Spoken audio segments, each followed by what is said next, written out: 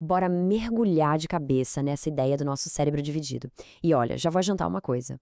Muito do que a gente acha que sabe sobre isso está prestes a ser virado de ponta cabeça. Para começar, vamos falar daquela história que todo mundo conhece, sabe?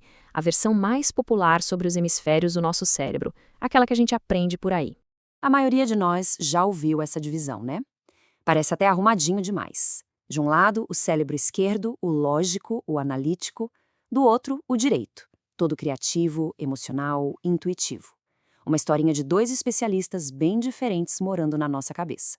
Parece simples, elegante. Pois é. Só que, segundo o psiquiatra e pesquisador Ian McGilchrist, essa versão da ciência popular não só está errada, como perde a parte mais fascinante e, sinceramente, a mais importante da história toda. O grande erro foi perguntar o que cada hemisfério faz. A pergunta certa, o pulo do gato, é entender como eles fazem as coisas. O lance não são as tarefas, mas sim os estilos, os modos de atenção completamente diferentes que cada um tem.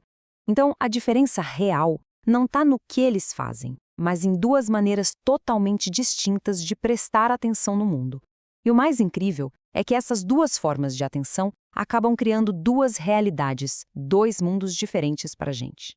E aqui a coisa começa a ficar bem mais clara. O hemisfério esquerdo nos dá aquela atenção super focada, sabe? Perfeita para pegar um objeto, manipular uma ferramenta, ver o mundo como um monte de pecinhas separadas.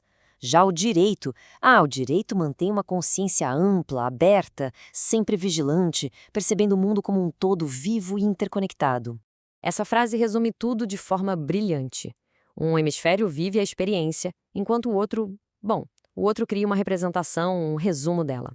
É exatamente a diferença entre o mapa e o território.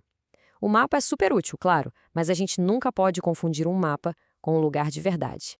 Para essa ideia realmente grudar na cabeça, o Dr. Michael Kruse conta uma fábula, uma metáfora poderosa que transforma essas funções do cérebro em personagens que a gente consegue entender e se relacionar. A história é mais ou menos assim. Existe um mestre sábio que vê o todo e ele tem um emissário muito inteligente para cuidar das tarefas do dia a dia. Só que esse emissário, de tanto focar nos detalhes, começa a se achar um maioral, pensa que sabe mais que o mestre e tenta tomar o poder. O resultado? O reino, sem a visão ampla do mestre, entra em colapso. É uma metáfora perfeita para o nosso cérebro. O hemisfério direito é o mestre, sábio e holístico, e o esquerdo é o emissário, focado e ambicioso. O emissário é essencial, mas ele jamais deveria achar que manda em tudo. É uma fábula e tanto, né? Mas o ponto crucial de McGilchrist é que isso não é só uma historinha, é praticamente um diagnóstico do nosso tempo. A nossa civilização moderna se parece cada vez mais com um reino governado por esse emissário arrogante. E as consequências disso são bem sérias. Se a gente olhar para a história, dá para ver um padrão se repetindo. A Grécia Antiga, por exemplo, foi uma explosão de criatividade, um equilíbrio perfeito entre as duas visões. Mas aí vem o Império Romano, com sua burocracia, sua engenharia, uma virada para o domínio do hemisfério esquerdo que veio antes do declínio. Depois, a Renascença, que foi um resgate do mestre, um novo boom de pensamento holístico. E hoje? Bom, hoje a gente vive na era moderna, com domínio cada vez maior da visão abstrata e utilitária do emissário. E esse desequilíbrio aparece em todo lugar. A gente se sente desconectado da natureza, da comunidade, o significado das coisas é reduzido à sua utilidade. A arte, a metáfora, o mito, tudo isso vai perdendo espaço. O resultado é um mundo que parece rico em poder e em coisas, mas que é muito pobre de sentido, de conexão, de alegria. Justamente aquilo que o hemisfério direito, o mestre, nos oferece. Então, a grande pergunta é: e agora? Como é que a gente restaura esse equilíbrio? Como podemos aprender a enxergar o mundo com os olhos do mestre de novo? A chave é se envolver de propósito em atividades que acalmam a tagarelice do cérebro esquerdo, sabe? Coisas que cultivam a consciência ampla do direito. Ouvir música, ler poesia, meditar, passar um tempo na natureza sem um objetivo fixo, se conectar com pessoas, valorizar a intuição. A ideia não é se livrar do emissário, mas sim colocá-lo de volta no seu lugar, a serviço do mestre.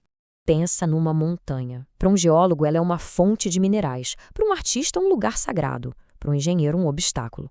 Qual é a montanha real? Todas elas. Cada realidade é criada pelo tipo de atenção que a gente dá a ela. A atenção não só observa o mundo, ela o molda.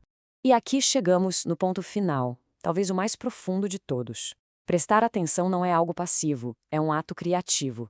E por isso é também um ato moral, com consequências reais no mundo. A forma como a gente olha para algo determina como a gente trata aquilo. Olhar para algo como uma máquina a ser explorada é bem diferente de olhar como um ser vivo a ser respeitado. A questão final, então, não é sobre o que o mundo é, mas sobre qual mundo nós escolhemos trazer à vida. A cada momento, a cada olhar, a escolha entre ver o mapa ou experienciar o território está ali, disponível. E o mundo que a gente habita nada mais é do que o reflexo direto dessa decisão.